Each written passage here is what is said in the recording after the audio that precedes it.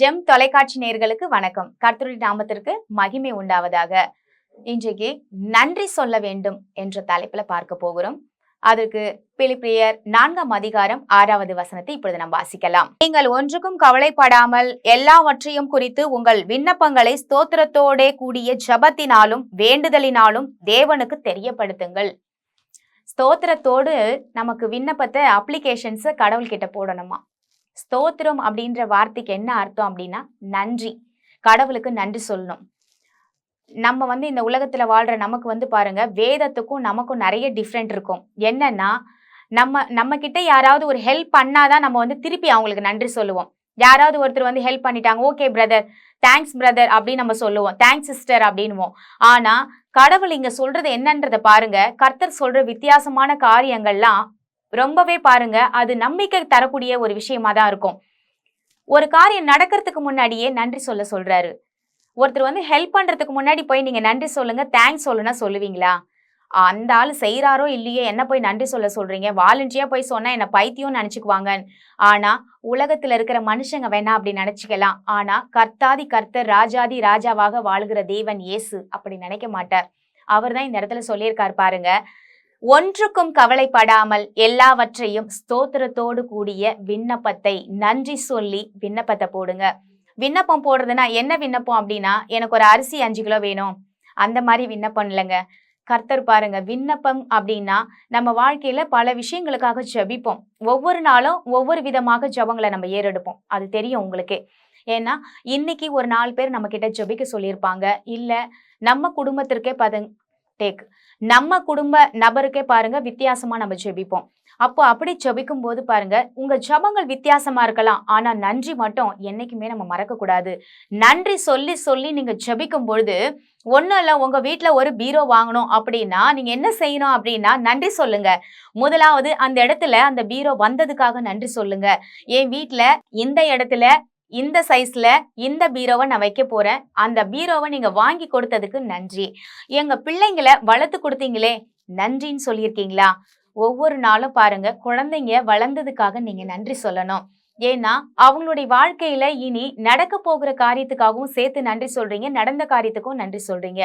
அப்போ உங்க குழந்தைங்களுக்காக நீங்க நன்றி சொல்லணும். பிள்ளைங்களை வளர்த்து கொடுக்கறது தேவன்க. சாப்பாடு நம்ம போடலாம், வளர்க்கலாம், துணி துவைச்சு கொடுக்கலாம், ஆனா குழந்தைங்களை வளர செய்கிறது யாருங்க? நமக்கே பாருங்க, ஒரு ஆச்சரியமான விஷயம் என்னன்னா, குழந்தைங்க வளரத பாருங்க, பூ பூக்குறதையும் நம்மளால பார்க்கவே முடியாது. ஆனா அந்த குழந்தைங்க தூங்கும் போது வளருவாங்க அப்படின்னு சொல்லுவாங்க. ஆனா நீங்க தூங்கும் போது பார்த்துக்கிட்டே இருந்தாலும் அவங்களுடைய வளர்ச்சி எப்படின்றத நம்மளால பிரமிக்கவே முடியாது. பிரமிக்கத்தக்க விதமாக மனுஷனை உண்டாக்கியிருக்கிறார். ஆனா வளர்ச்சியும் அப்படிதாங்க. கடவுள் பாருங்க, இன்னைக்கு நிறைய பேர் நல்லா தான் சாப்பிடுறாங்க, ஆனா வளர்ச்சின்றது இல்லாத குழந்தைங்களும் இருக்காங்க.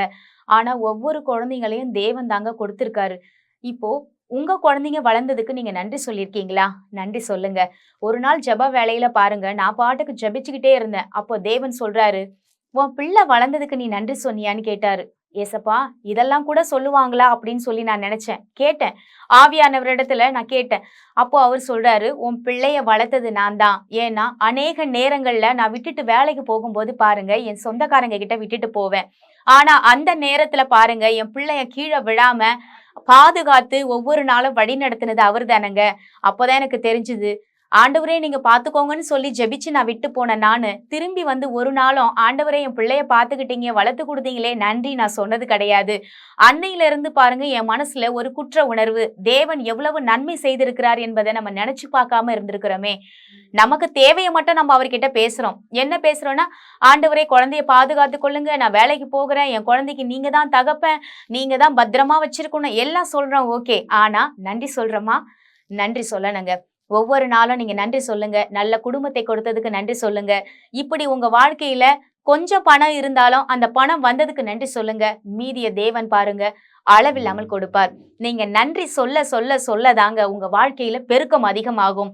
ஏன்னா ஒரு தேங்க்ஸ் பண்ணி ஒருத்தருக்கு உதவி செய்யும் பொழுது பாருங்க, தேங்க்ஸ் பண்ணா அவங்க மறுபடியும் செய்யணுன்ற எண்ணம் வரும்.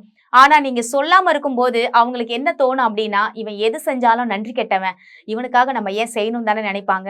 உலக மனுஷனே அப்படி நினைச்சா தேவாதி தேவன் அவர் நமக்காக அவருடைய ஜீவனையே கொடுத்திருக்கிறார். அப்போ நம்ம நன்றி சொல்லி ஜெபிக்கலாம் வாங்க. எங்கள் அன்பும் இரக்கமும் நிறைந்த நல்ல தகப்பனே, நாங்கள் மண்டையில் வருகிற சுவாமி, நன்றி சொல் என்ற தலைப்புல நாங்கள் பார்த்தோம்.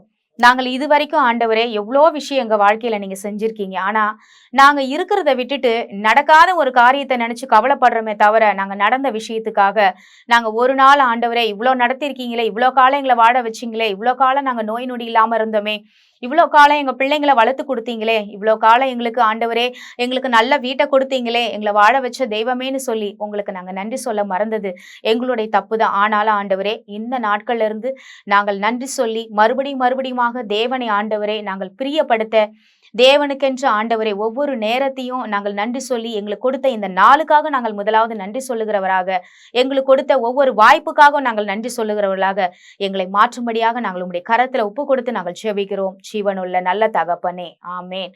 கர்த்தர் நம் அனைவரையும் ஆசீர்வதிப்பாராக. God bless you.